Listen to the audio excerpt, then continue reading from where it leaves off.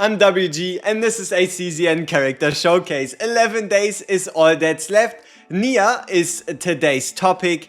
She is all about buffing, and Tamarinne might be a known quantity to some of you that have played Epic 7 before. She is pretty much this game's Tamarinne. At least that's the way it felt like trying her out during the limited playtest. Overall, NIA is a 4-star rarity controller class instinct attribute. Controller is going to be your support type, so buffs, debuffs, healing, shielding, the like. And then instinct is just that she does more damage against instinct enemies or enemies with an instinct weakness. And overall, she's of the yellow element. Bringing us to her skills. She has 3 basic skills, an A basic attack and then a double AM theory, so a double skill for healing. Overall, the reason why you see an extra 6% on everything right here is because for whatever reason the game decided to give me 4 NIAs during the limited playtest, leading to us getting the potential that increases every card by 6%. So you can see it right here, 106, 106, 106. So these multipliers in the form of damage actually went up by 6%. So we have one attack, a double here, and then the first special card in the G chord. G chord has NIA attack a target for 100% damage, and then a random ally, so one of your 2 allies. So for example, let's say you have a Maribel and a Cassius in your team. Either Maribel or Cassius then also attack for 100% damage. This joint attack might be classified as an extra attack. It should be. Alright. Mute accent. Once again, rainbow shine is because of the customization gacha, and I just was lucky enough to get it like multiple times there, so that's why this is shiny, and in-game it's also animated on top of that. But yeah, here we get a healing at 106%, and then you activate the top 1 cards of the draw pile, which means you can spend 1 AP, 1 cost, to activate the card you are going to draw next for free. So, for example, what you can then do is check out your current draw pile during the fight to, for example, see you only have 3 cards. One of them is an attack at 1 cost, a special at 2 cost, and a special at 3 cost. Then you have pretty much a 33% chance to, for example, get the 3 cost special, or 33% chance to get the 2 cost special. But pretty much it allows you to play a card for free, as well as also get some healing in at the top with Mute Accent. And now Nia's Curiosity is a upgrade card that gives you permanent 2 morale. Permanent 2 morale means any multipliers that are related to damage are getting increased by 40%. So stroke would be 146% damage, G chord's first attack would be 146% damage. So overall you have a permanent 2 morale for the whole duration of the fight the moment you use Nia's Curiosity. Soul Rip is a buff that upon you performing an extra attack, you also deal fixed damage equal to 30% on top of that, which should also go for the joint attacks at the very top. Then we have Adagio, which is, I guess you could say, the ultimate or the character's identity card. And it has the exhaust tag, meaning you can only play it once per fight. But what it does is that you activate an extra attack on 2 random attack cards from the graveyard. What that means, and also something that's important to note here, is if you don't have NIA twice, it just says activates 2 random cards from the graveyard, 2 random attack cards. And if you have her twice, which we happen to have here, you activate them counting as extra attacks. But this is pretty much, so imagine a scenario, right? You start into a fight and you have 2 attack cards on your hand. You play out these 2 attack cards and they then go into the graveyard because you've played them. You can then play Adagio to play these 2 cards you just played again for no additional cost besides the cost of Adagio. So she can take any 2 random attack cards in your graveyard and play them again. Overall, we have a play for free, a 40% attack bonus permanent, a extra attack bonus, a joint attack card, and a play 2 cards, replay 2 attack cards from the graveyard for free card. So I hope you kind of get a bit of the vibe that she's going for. Then we have Rock and Roll, which also gives you a further 3 morale, upgrading you not only from 2 but to 5 morale, meaning every single one of your damage multipliers is going to be 100% higher. So for example, a basic attack would deal 200% damage instead of 100% damage, and then on top of it all you also get 100% damage to all enemies. This morale is permanent. This is not just for one turn, this is permanent morale for the whole duration of the battle. Bringing us to the first upgrade, to G-Chord, where the ally with the highest attack is the one getting to perform the joint attack, so meaning that you would gain more damage out of this, because if you have a ally with higher attack, they're going to deal more damage through a joint attack, right? So it would prioritize your DPS instead of, for example, your tank, if you were to run her DPS and a tank. Then also obviously increasing the base value of the attack. And then for the second one, for one turn when you use an attack card, a random ally performs a joint attack.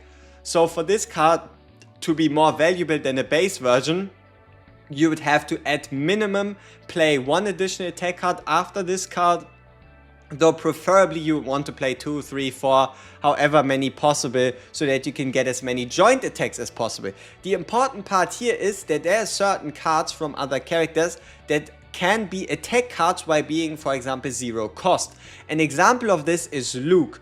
Luke can produce bullets, and these bullets are classified as attack cards, but they cost you nothing. So if you were to play this G-Chord and then generate 4 bullets and play all of these bullets, you would get 4 joint attacks instead of just a single one as the base version. The middle one is a upgrade card, meaning a permanent buff for the whole duration of the fight, that whenever you use your own attack card, this is important, this refers to NIA's attack card, a random ally performs a joint attack on the target. So what that does is it takes and adds an extra effect to stroke, meaning every time you use stroke, somebody else also attacks alongside of you. But overall it's definitely a bit more on the weaker side of the upgrades. Then we have the G-Chord turning it into a skill, where for the next 2 attack cards used, a random ally performs a joint attack on the target. The distinction here is that this is not just for this turn, but for the very next 2 attack cards, which could even be in the turn after, or in 2 turns, 3 turns, and that's the difference between the 4th one and the 2nd one. And then for the 5th one, when you use any attack card, there's a 30% chance to perform a joint attack, while also increasing the damage of joint attacks by 30%. So in order, the most useful ones here, depending on how you do it, would definitely be number 5, because you'll always have the chance for the joint attack. The number 2, because you can get multiple joint attacks out, and then the number 4, because you'll be able to get 2 attacks even throughout the duration of multiple fights. That brings us to the next upgrade, and that is Mute Accent. Here we just have more healing, everything else stays the same. Here we have a cost reduction, everything else stays the same, so pretty basic.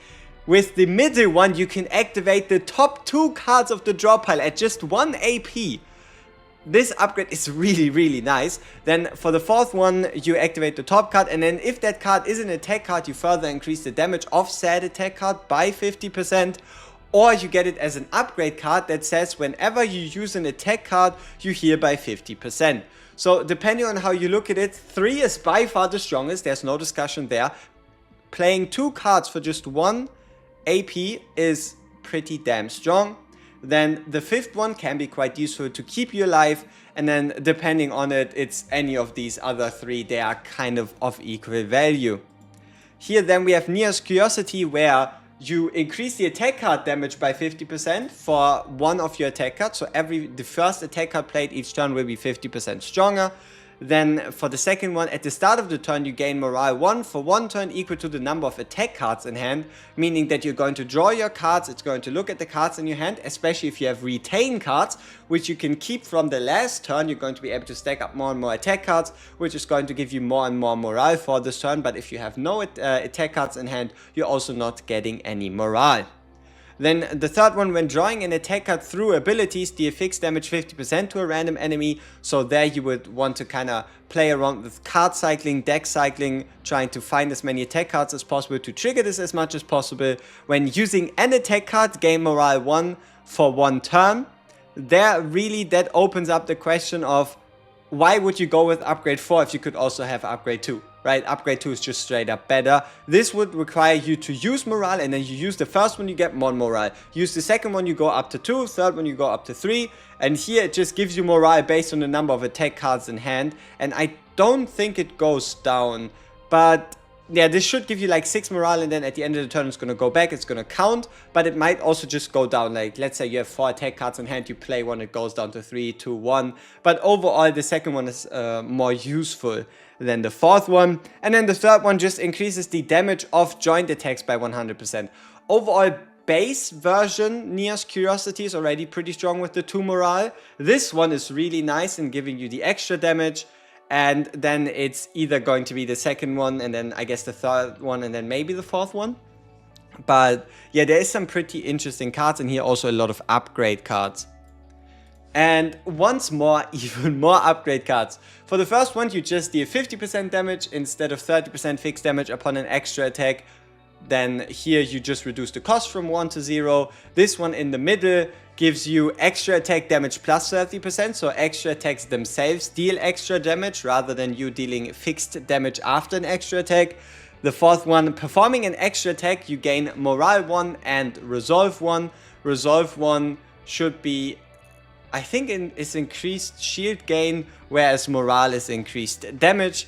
And then you have Soul Rip, the last one, with a cost reduction, and for 1 turn you increase extra attack damage by 100%, but it's not a upgrade card anymore, it's a skill card. So the interesting ones here are just a straight up upgrade to 60%, the plus 30% in the middle, and potentially the Morale and Resolve, or yeah, the Morale and Resolve gain. So you might have already seen that there's quite a lot of ways for Nia to actually gain Resolve. So for example, the fourth card here can give you Resolve. You can get Resolve through this effect based on the attack cards. You can get Resolve through the standard version of the card. You can get Resolve through the ultimate. And yeah, that's just a lot of additional multipliers. And keep in mind, Resolve is for the whole team, not just for Nia herself. That brings us to her potential. So her basic card potential, it's very easy to unlock at the beginning of your character. You'll be able to do it on like level 10, level 20. You'll pretty much be able to do this day 1 if you so desire. And that is when using the Amp Therapy card, which is the healing card, you gain a stack of Elasticity. Elasticity says that whenever damage is taken, you heal for 3% of Nia's attack.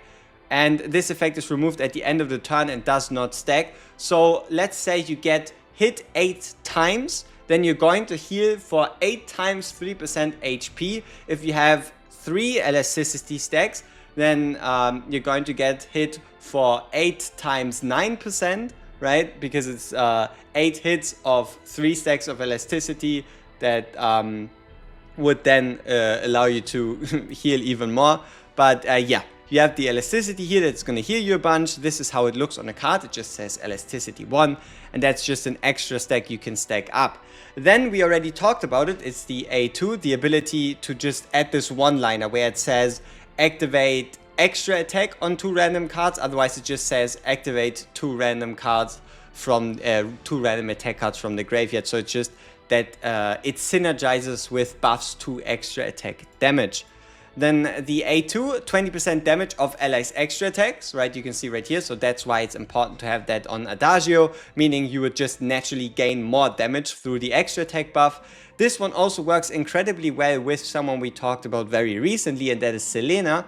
In that Selena is also very extra attack, joint attack, marks, which also count as extra attack focused, and this would just straight up buff these flat out. Then we are at the A4, which increases the damage of the rock and roll card. So the rock and roll card is the ultimate, meaning you gain, or you go from a 100% damage to a 200% damage multiplier. Once again, A3, A5 are just 6% stat upgrades.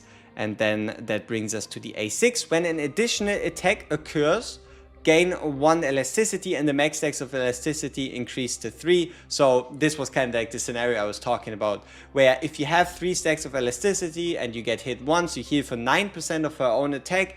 And then if you get attacked by 3 different enemies, you would heal for like 27%. And then, for example, if they hit you multiple times. So there is some very, very interesting just passive healing going on here. But overall, it's just, she has a lot of these very, very useful cards with these joint attacks. But the hard carries really do kind of have to be these morale cards. Like the ways for her to just give you a massive amount of morale that's just going to massively increase. Like, for example, if you just have 5 stacks of morale, every single one of your cards does 100% damage more. If it's a card that hits twice, that's 200% damage more. If it's a card that hits 5 times, that's 500% additional damage. Morale really isn't to be underestimated. It is just this kind of, yeah, you could say this game's attack boost. And yeah, that already brings us to the end of NIA and also to the end of 4 stars. If you have any specific wishes on which 5 star we should tackle first, seeing as there's 10 5 stars left and 10 days until game release, you can let me know down below. And overall, NIA is just someone you can run with basically any team you want. She's never gonna be out of place.